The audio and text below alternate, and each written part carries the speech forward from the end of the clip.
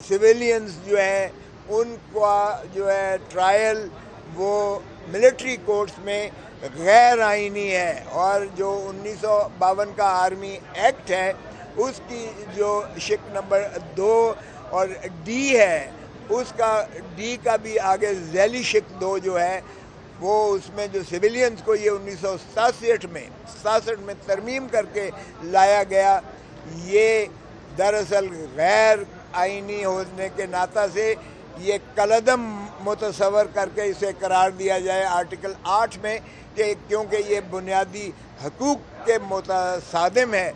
और आइन हमारा बड़ा वाज़ेह कहता है कि कोई अगर कानून या उसकी शिक वो बुनियादी हकूक़ के मुतसादिम और मनाफी होगी तो उसे कलदम करार मुतसवर किया जाएगा और अदालत उसका करार वाकई उस पर जो है वो डिक्लेरेशन देगी।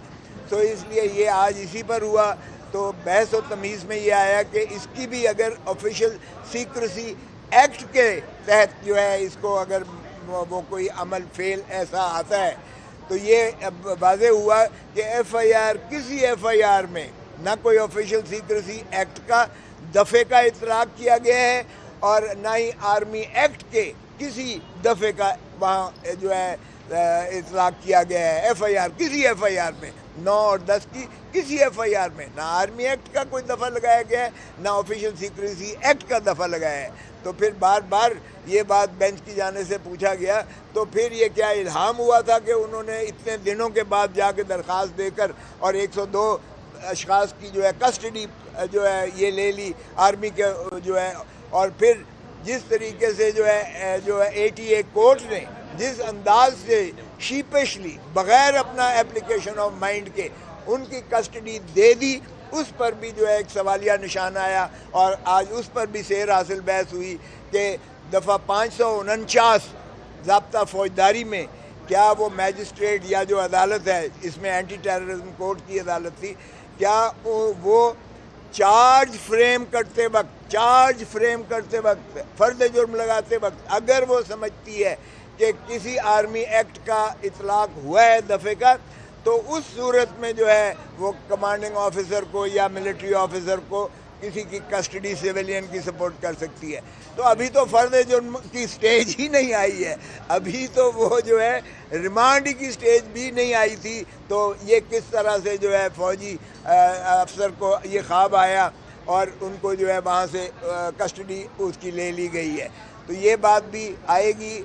ऐसी सूरत में हमारी जानिब से इस्तदा ये थी कि इनको हद से बेजा में रखा जा रहा है और ये अदालत करार देकर उनको मुखलसी दे।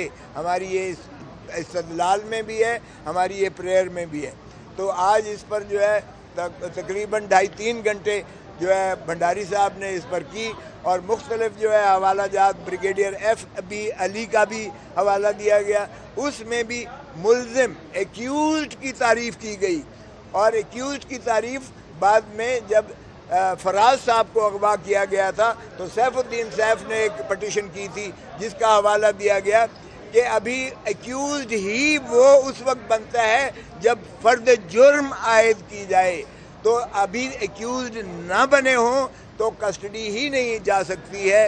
ये बात भी आई। अहमद फराज को उस वक्त जो है जब नालिश हुई थी तो उनको मुखलसी मिली थी, रिहा कर दिया गया था और काज़ा रेट पिटिशन पेंडिंग है। तो इन चीज़ों के बाद जब हमारी जानिब से इस्तदलाल हो गए तो अटॉर्नी जनरल साहब को बुलाया गया और जो अहकामात सुप्रीम कोर्ट ने दिए थे कल की समाअत में तो वो उनसे इस्तफसार हुआ। तो उन्होंने 102 अशखास की फहरिस्त अदालत को दी और उसमें उन्होंने कहा कि ये 102 लोग जो हैं आर्मी कस्टडी में हैं, जो 539 ज़ाब्ता फ़ौजदारी में जो ली गई उनकी कस्टडी। और फिर बेंच ने कहा कि क्यों इसको आप पब्लिक क्यों नहीं करते। तो इस पर अटॉर्नी जनरल ने उनसे वक्त मांगा है कि वो पूछने के बाद बताएंगे। हमने और बेंच की जानिब से भी आया कि ईद आया चाहती है, आप इनको किस लिए जो है ये पब्लिक नहीं करते ताकि उनके खानवादे को पता चले कम अज़ कम। तो अटॉर्नी जनरल ने कहा कि फ़ोन पर उनको एक करके اپنے کسی عزیز سے، کسی رشتہ دار سے ان کو بات کروائی جائے گی.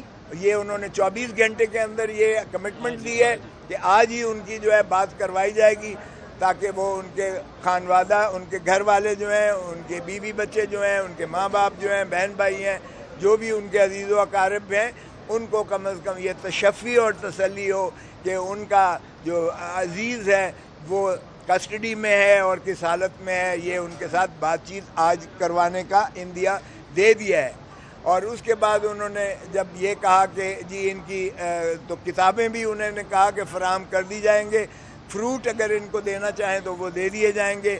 کھانے پر انہوں نے کہا کہ وہ جو ہے ظاہر ہے کہ اس کا جو ہے وہ کیا کرتے ہیں اس کا جو ہے چونکہ فوڈ کا وہ تجزیہ کرنا مقصود ہوتا ہے تو پھر اس پر کافی وہ ہوا کہ جی ان کو بہتر کھانا دیا جا رہا ہے، جو عام جیلوں میں، عام پولیس کسٹڈی میں ہوتا ہے اس سے بہتر کھانا دیا جا رہا ہے. تو یہ میں نے بعد میں اٹھ کے میں نے کہا جی میں بطور گورنر اور بطور اٹارنی جنرل میں دیکھ چکا ہوں، آرمی کسٹڈی کو بھی میں نے دیکھی ہیں جیلیں، اور میں نے معائنہ کیا ہے عام پولیس جیلوں کا بھی معائنہ کیا ہے. لیکن میں اس لیے اس پر کوئی اور بات نہیں کروں گا کیونکہ یہ ریاستی آداب کے منافی ہوتا ہے، سو میں اس میں نہیں جاؤں گا. لیکن ان 25 کروڑ عوام کا جو اس وقت تجسس ہے، خدا را اس کو سیٹ ایٹ ریسٹ کریں. تو جج صاحب نے باہر کے اس پر انہوں نے کہا ہے. ہم نے آگے استدلال یہ کی اور میں نے دکھایا سی ایم اے جو ریکارڈ پر ہے اس کے صفحہ نمبر 20 پر 3 سالوں میں یہ انٹرنیشنل کورٹ آف جسٹس کا رپورٹ ہے، آفیشیل سرکاری رپورٹ ہے.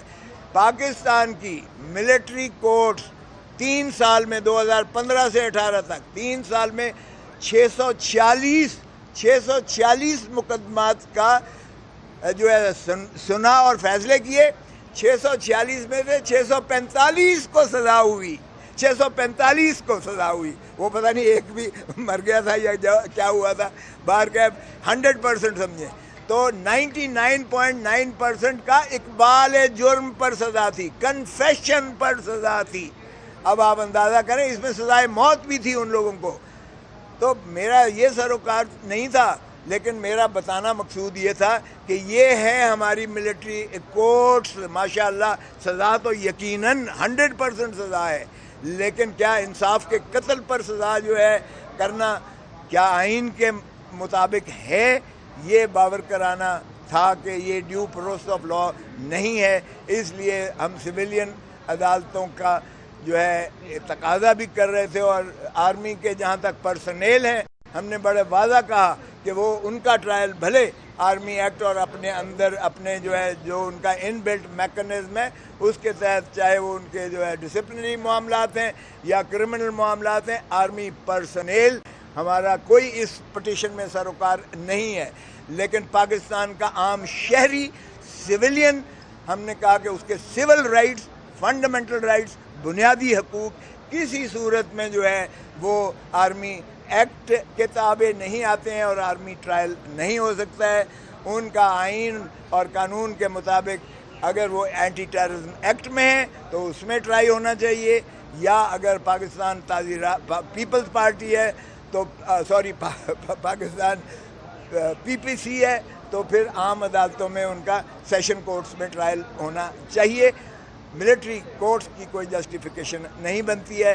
اب ہم نے کہا کہ اس وقت تک یہ سزائیں نہ کر دیں. تو یہ اٹارنی جنرل صاحب سے پوچھا گیا تو انہوں نے کہا ابھی کسی کیس میں ٹرائل شروع نہیں ہوا ہے، ابھی ابتدائی سٹیج ہے اور انویسٹیگیشن سٹیج ہے، چارج بھی فریم نہیں ہوا ہے، اس لیے کوئی ہے. تو جج صاحب نے کہا کہ جس وقت اگر، کیونکہ انہوں نے کہا کہ جی اگر ٹرائل مقصود ہوگا تو نقول دی جائیں گی، ان کو وکیل رکھنے کی جو ہے کہا جائے گا کہ اب اپنا وکیل رکھیں.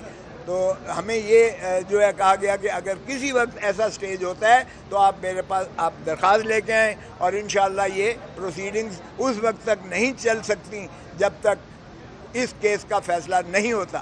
So for all practical purposes, the proceedings in trial before the military court have been stayed, they stand stayed. اس میں کوئی شک نہیں ہونا چاہیے کہ کوئی ایسی کارروائی نہیں ہونے جا رہی ہے. البتہ تفتیش کا عنصر ہے.